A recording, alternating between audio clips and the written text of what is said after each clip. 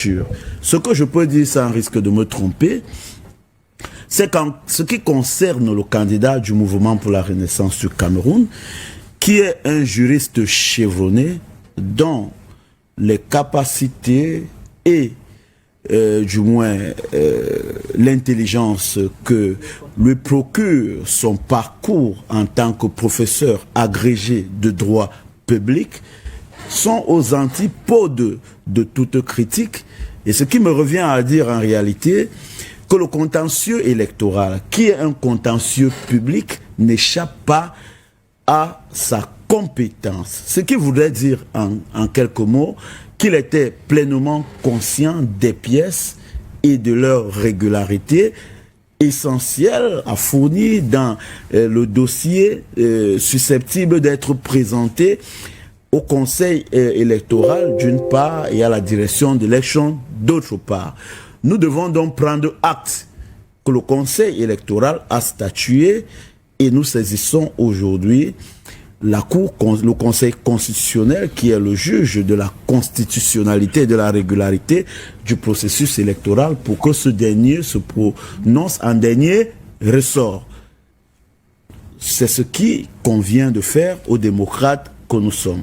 Si je dois donner mon avis personnel sur la question, je dirais tout simplement qu'en tant que démocrate, il est de bonne loi que le processus électoral, en ce qui concerne les élections présidentielles d'une part et les autres élections d'autre part, doit bénéficier d'une certaine crédibilité, d'une certaine transparence et d'une certaine objectivité. J'ai parlé de 3 éléments: crédibilité, transparence, objectivité. Pourquoi j'ai parlé de crédibilité?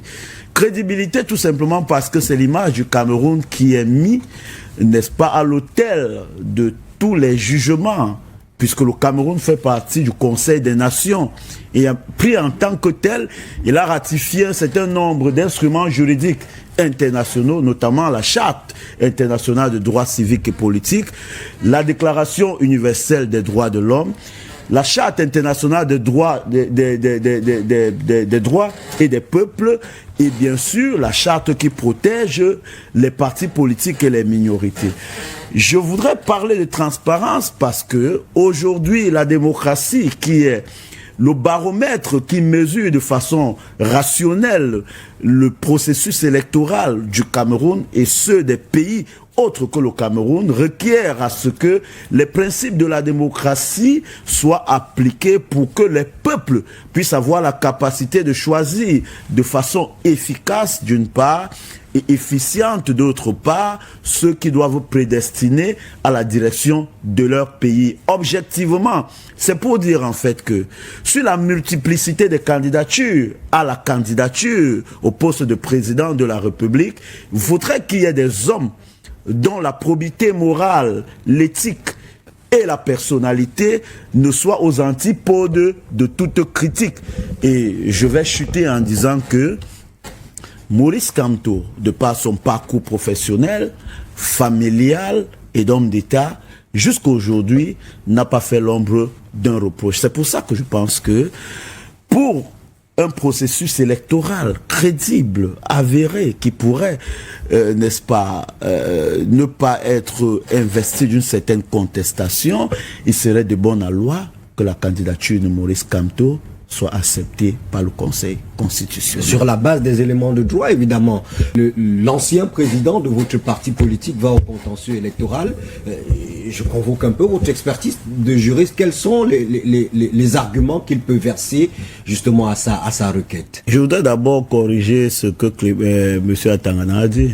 Il dit des choses qu'il ne connaît même pas. Il mélange tout. Il parle de parti Yango, il parle des choses, c'est pas comme ça. Il faut connaître la loi du Cameroun et surtout comment ça se passe en matière électorale. Mais avant d'introduire mon propos liminaire, puisque je suis le seul juriste sur ce plateau, il ne faut pas parler des matières dont vous n'avez pas la maîtrise. Je voulais demander à monsieur Fangwa, il est de quelle faction, Anissé Kane ou bien Yebga? Ça va m'aider à comprendre un certain nombre de choses. Non, je vous ai dit tout à l'heure que nous sommes une excroissance de l'UPC. Le Manidem est sorti. Le Manidem. Moi, je suis le leader de l'Union des peuples solidaires. C'est un parti qui était, tous les militaires étaient à l'UPC. Le Manidem est sorti de l'UPC. Et le Manidem qu'on parle aujourd'hui, il y a d'abord 2 Manidem. Il y a le Manidem qui est le mouvement. Je vous ai posé une question simple. Oui. Vous êtes d'où? Je suis de l'Union des peuples solidaires. C'est-à-dire, je ne suis pas du Manidem. Bien. Voilà. Ça veut dire que... C'est ce que je vous dis. J'ai fait le Yango. J'ai pris un parti Yango. Je suis très clair. Hein. J'ai pris un Yango qui est le Manidem. Juriste, vous n'allez pas pour autant faire la police du plateau à ma place. Les questions, c'est moi qui les pose. Et quand je vous permets de les poser, c'est à caractère rhétorique pour qu'on permette d'avancer. Donc vous n'allez pas censurer ni faire la police du plateau. Vous avez la parole pour mon rôle sur ce plateau, ce n'est pas de faire la police, c'est d'éduquer et ce n'est pas de faire la les police. Citoyens camerounais. Ça voudrait dire quoi? Ça voudrait dire quoi, monsieur Mbarga? On vous écoute. Tout ce qui se conçoit mal s'énonce mal et les mots à l'aller dire arrivent difficilement. Tout ce qui s'énonce bien se conçoit bien et les mots à l'aller dire arrivent aisément. Vous ne pouvez pas laisser prospérer l'ignorance si quelqu'un se trompe. Vous avez la parole, monsieur Béas. J'ai posé une question. Vous êtes dans les préliminaires simple. Qui vont nous perdre du temps. J'ai posé une question simple pour aider les Camerounais à comprendre parce que j'ai un rôle pédagogique. Et nous sommes. Alors monsieur vient de me dire qu'il n'est pas du Manidem. Pourtant, le parti qu'il vient d'évoquer n'est ni de près ni de loin concerné au contentieux préélectoral. Je n'ai pas souvenance, même pas dans un rêve le plus fou, que le parti dont il vient d'évoquer a fait acte de candidature. En droit, on dit qu'il y a 3 conditionnalités pour saisir la justice. Il faut avoir la capacité, il faut avoir la qualité, il faut avoir l'intérêt. C'est ce que j'ai appris à l'université quand je faisais mes premières années de droit.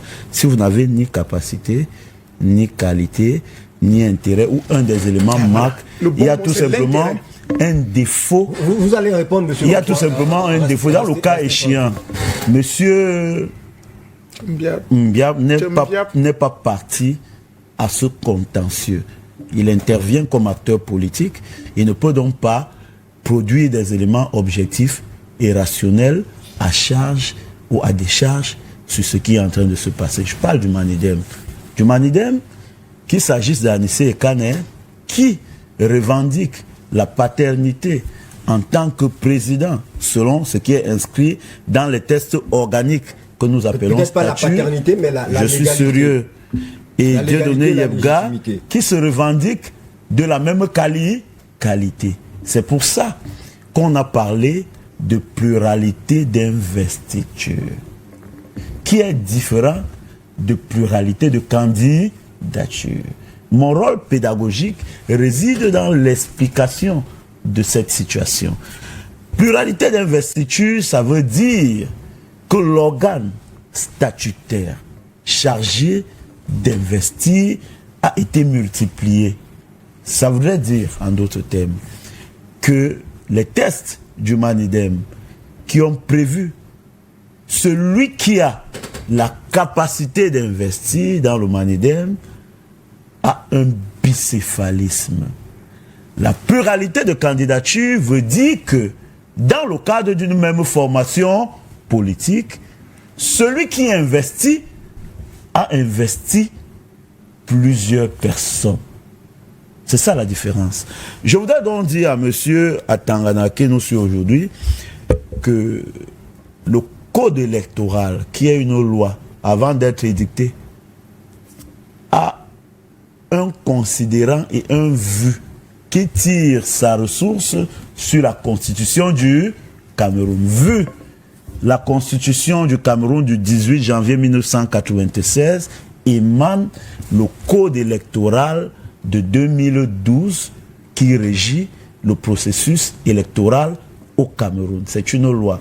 Dans ce code électoral, notamment à son article 121, alinéa 1, 2, 3, 4, 5, 6 et 7, il y a les conditionnalités d'investiture et de présentation d'une candidature. Alors, quand je cite cet article, c'est pour aider les citoyens camerounais à mieux comprendre, et notamment ceux qui ne sont pas des juristes, à mieux comprendre comment ça fonctionne. Qui a le pouvoir d'investir de présenter une candidature? Quelles sont les modalités de présentation d'une candidature dans une élection présidentielle? 1. Il faut être investi par un parti politique. 2. Il faut être investi par un parti politique qui a des élus quand on n'est pas un prétendant indépendant. 3. Quand on est prétendant indépendant, il faut présenter les 300 signatures. Je cherche toujours la contradiction que vous voulez apporter à M. Atangana. Voilà ce que... On est dans des généralités, s'il vous plaît. Voilà ce que... Mon rôle, c'est pédagogique. Oui, c'est je voudrais donc aller... Quand je place... Salmon Béas, nous sommes d'accord sur le caractère pédagogique de votre rôle. Et nous sommes aises de vous écouter sur ce caractère pédagogique, nous le revendiquons d'ailleurs, c'est pour ça que nous vous faisons venir sur ce plateau.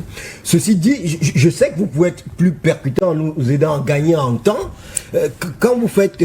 je ne vous aide pas seulement à gagner en temps, je dois vous dire ce qui est. Quand vous faites un préambule sur des généralités qui sont plus ou moins connues de 9 minutes, vous ne vous plaindrez pas plus ou moins connu. Si c'était connu, monsieur Atangana ne devait pas dire. Et je cherche toujours la contradiction. Je suis en train de venir. Il y a en droit ce qu'on appelle... Il y a en droit ce qu'on appelle... On ne rédige jamais une loi dans le domaine juridique sans placer le préambule, sauf que, sans placer les considérances. C'est ce que je suis en train de faire. Est-ce que je veux vous expliquer? Vous perdez le temps. Je serais avancé depuis. On n'est pas dans un prétoire. On est dans une émission qui a un timing. Lorsque je devrais vous retirer la parole, ne vous en plaignez pas. C'est ce que j'essaie de vous dire. Vous êtes en train de prendre mon temps de parole. Et si vous m'aviez laissé parler, je serais allé depuis. Mais vous avez pris le temps de ma parole. Je suis en train de dire... Monsieur Atangana ne peut pas dire, déjà parce qu'il ne connaît pas, il ne peut donc pas dire. C'est vous qui êtes en train de me couper. Oh, vous m'avez appelé ici pour que je dise. Vous ne me coupez pas, vous me laissez dérouler. Vous voyez que quand les gens parlent, je ne les coupe pas. Je les entends, je les écoute. Monsieur Atangana dit, chez eux là-bas, il faut qu'on insère l'organisation. Ça veut dire que le responsable du parti dans le journal au Cameroun, c'est pas comme ça. Au Cameroun, les statuts du parti déterminent qui est dirigeant. Et quand vous faites une assemblée générale, un conseil ou bien un congrès, une convention, vous notifiez au gouverneur qui a un délai de 15 jours pour acheminer au MINAT parce que c'est le MINAT la tutelle. Dans le cadre du Manidem, s'il vous plaît, dans le cadre du Manidem, je suis en train, mon rôle est pédagogique. Dans le cadre du Manidem, il y a eu un congrès en 2018. Il y a eu des élections en 2020. Anissé Ekane a investi des candidats à l'issue de cette élection. S'il n'était donc pas celui qui avait le pouvoir d'investir, il ne devait pas investir. Ces candidats investis en 2020 ont gagné une élection. C'est pour ça qu'il a eu un conseiller municipal. Ce conseiller municipal, de par l'article 121 du code électoral, donne donc la capacité au Manidem d'investir un candidat. C'est la loi de notre pays. Le RDPC est assujetti à cette loi. Tous les autres partis politiques en sont assujettis. C'est pour ça que le démocrate que je suis a l'obligation de restitution, même si politiquement, il peut avoir des embroglios qui peuvent s'investir dans le cadre du champ politique camerounais, qui est un champ politique particulier. Maintenant, un autre militant du Manidem vient se revendiquer de la capacité et de la qualité de pouvoir investir un candidat en lieu et place de Manidem. C'est là le débat. C'est pour ça que le Conseil électoral a modifié le rejet des deux candidatures sur le mobile de la multiplicité d'investitures qui feront donc l'objet aujourd'hui au Conseil constitutionnel, qu'on puisse trancher dans le fond, à savoir qui, selon les tests du Manidem, a la qualité pour pouvoir investir un candidat à une élection. Le problème du Conseil municipal ne se pose pas. Il existe. Et avait-il été investi en 2020 par Anissé Ekane? Cependant, y avait-il un contentieux à l'intérieur du Manidem qui fait en sorte que la qualité de Anissé Ekane soit remise en cause? Tel est le débat juridique qui va s'opposer au Conseil constitutionnel, qui est le juge de la constitutionnalité des lois et de la régularité du processus électoral. C'est pour ça que je pense que dans ce conseil électoral, avant même que je ne sois né, M. Clément Atangana était magistrat. Le professeur agrégé de droit Minkwashi était professeur des universités du Cameroun. Je n'ai pas des leçons à donner à des férus de droit qui connaissent leur travail et qui exercent ce métier depuis pratiquement 40 ans. Ce que je dis en tant que démocrate, c'est que nous avons l'obligation du respect de la Constitution et des lois que nous nous sommes fixées. Nous avons l'obligation d'être transparents dans les processus électoraux que nous organisons, parce que ça y va de notre crédibilité auprès des organismes pour lesquels nous sommes engagés, notamment d'autres entités, personnes morales, qui sont les Nations Unies et les autres pays dont nous sommes en coopération. Et c'est pour ça que pour le féru de la démocratie que je suis, j'implore les acteurs politiques à mettre en avant l'intérêt supérieur de l'État, la qualité des personnes qui candidatent, parce que l'élection du président de la République n'est pas une élection anodine. C'est une élection dont on choisit celui qui a la capacité, le plus de capacité possible à conduire à la destinée d'un pays. Et c'est pour ça que je pense que nos organes aujourd'hui doivent faire patte blanche pour que le Cameroun puisse s'inscrire comme étant un pays dans le Conseil des Nations qui respecte les principes de la démocratie. Quand j'ai fini de le dire en tant que légaliste, la politique, c'est autre chose. La politique peut donc être glissante, elle peut donc être faite des méandres, elle peut donc être faite des règlements de compte. Je me souviens, à l'époque, à l'élection de 2011 en France, Dominique Strauss-Kahn avait été accusé pour une affaire de mœurs sur une jeune femme, Nafissatou Diallo. À tort ou à raison, ce n'est pas le sujet. Ce que je constate, Salmon Béas, je vais chuter. Non, ce que je constate, c'est qu'il avait été enlevé du processus politique français jusqu'à nos jours et expulsé du Parti socialiste. C'est la politique et nous devons être habitués à ces manœuvres. Salmon Béas nous a pris 14 minutes pour nous dire, pour dire à Henri Atangana que au Cameroun, il n'était pas nécessaire de reporter les mouvements à l'intérieur d'un parti politique au journal officiel et qu'il suffisait juste d'une notification. C'est votre commentaire, c'est pas ce que j'ai dit. Monsieur Foucault, vous avez justement à réagir à ces propos, lui qui vous dénie et la qualité et l'intérêt justement de coller un mot. Ce n'est pas moi qui le dis, je n'ai pas militant du Mandem. Avant ça, est-ce que vous pouvez justifier de votre militantisme à l'intérieur du Mandem? Je vous dis. Il a déjà dit qu'il n'est pas militant du Mandem. Salmon Béas. Monsieur Mbarga.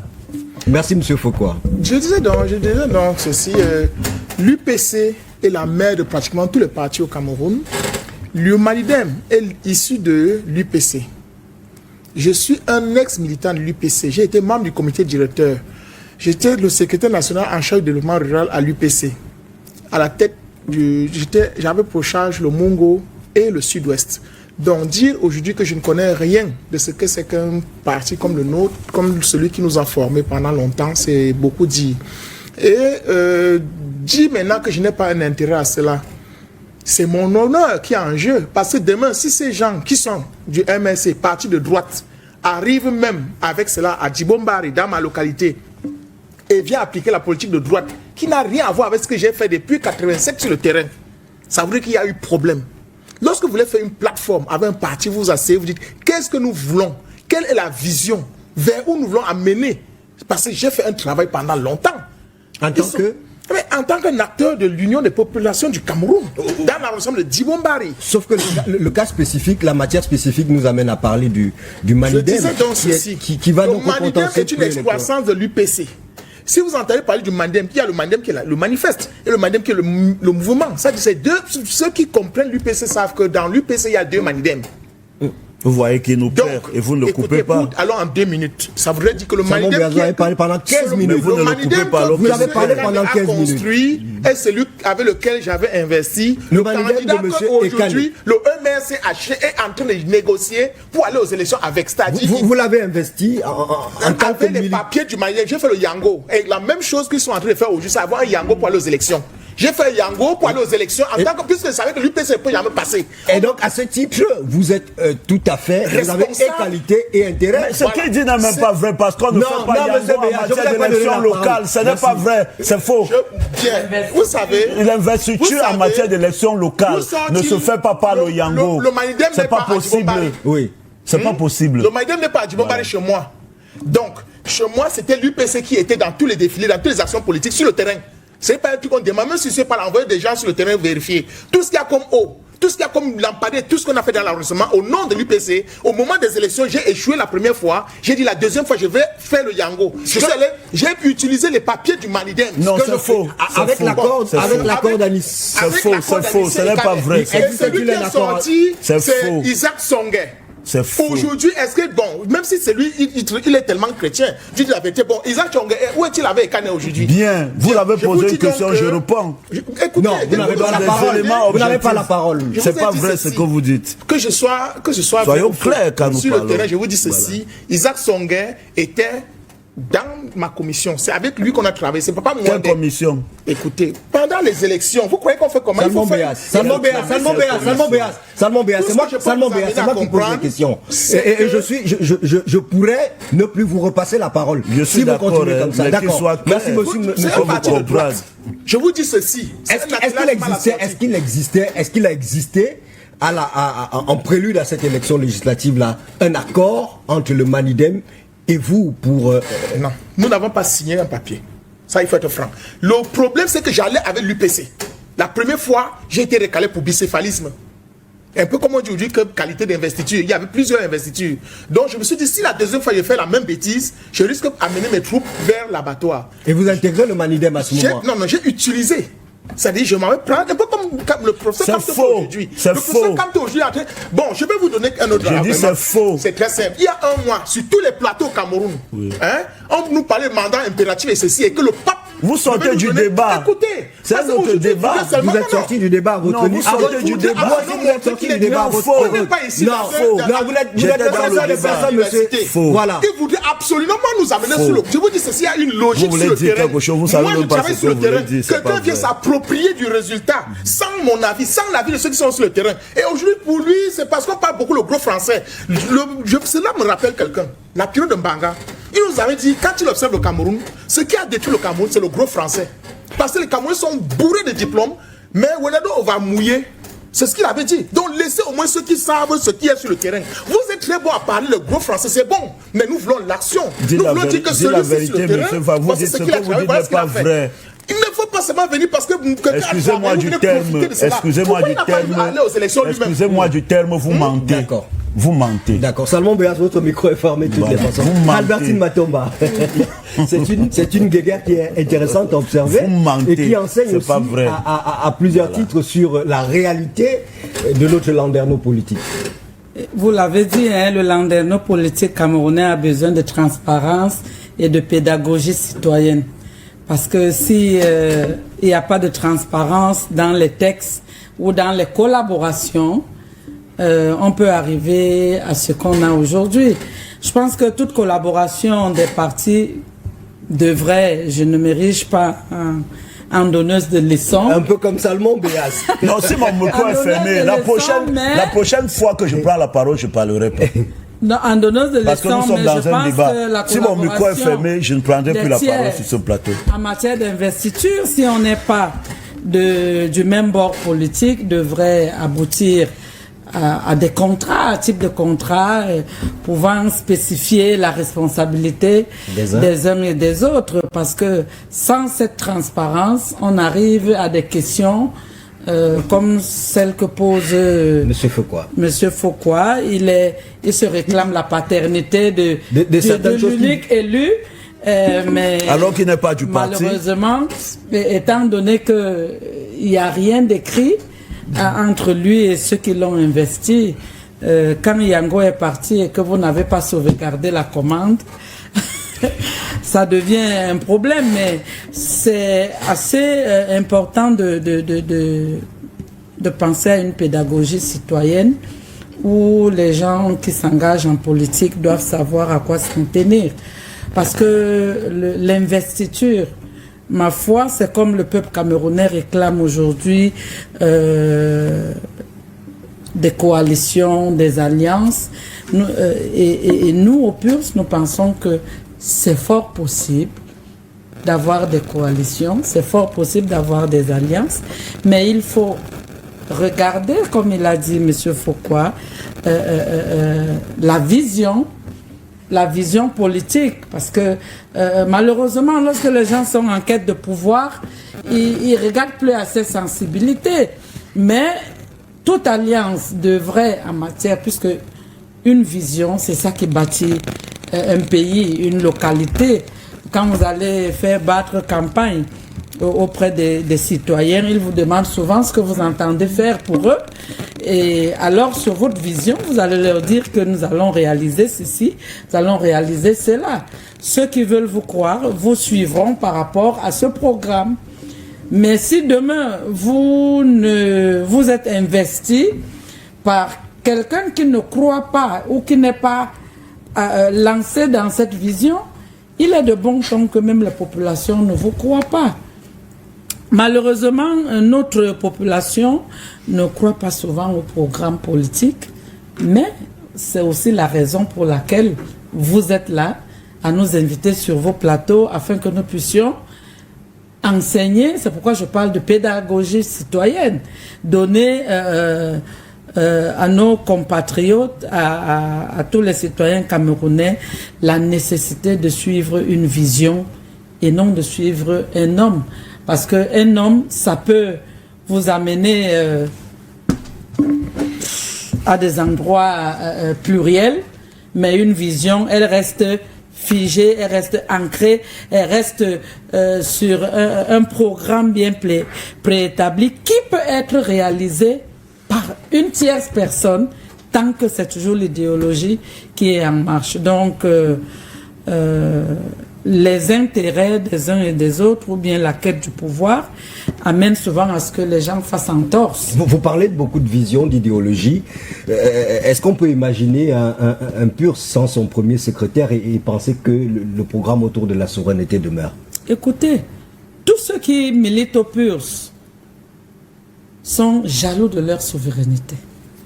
Tous ceux qui militent au PUR suivent une vision qui n'est pas seulement le premier secrétaire. Je suis quelqu'un qui suit la vision. Aujourd'hui, on peut parler d'une Podol Ruben Oumiobe qui était nationaliste. Si sa vision était propre à lui, c'est qu'elle est morte avec son départ. Donc, il faut avoir des personnes qui croient à la vision et non des personnes qui croient en la personne, parce qu'une fois que la personne est partie, tout part avec lui. Donc nous avons des gens qui ont cru à la vision de souveraineté, de l'identité, du nationalisme dont parlaient nos pères fondateurs. Et aujourd'hui, nous sommes jaloux de notre liberté. Voilà pourquoi nous nous réclamons comme des républicains. Et ce n'est pas seulement parce que le premier secrétaire est là que cela a un sens, mais c'est la figure qui représente la vision auprès de notre formation politique aujourd'hui. Et nous pensons que il la représente très bien au point de l'implémenter au niveau national lorsqu'il prendra la magistrature.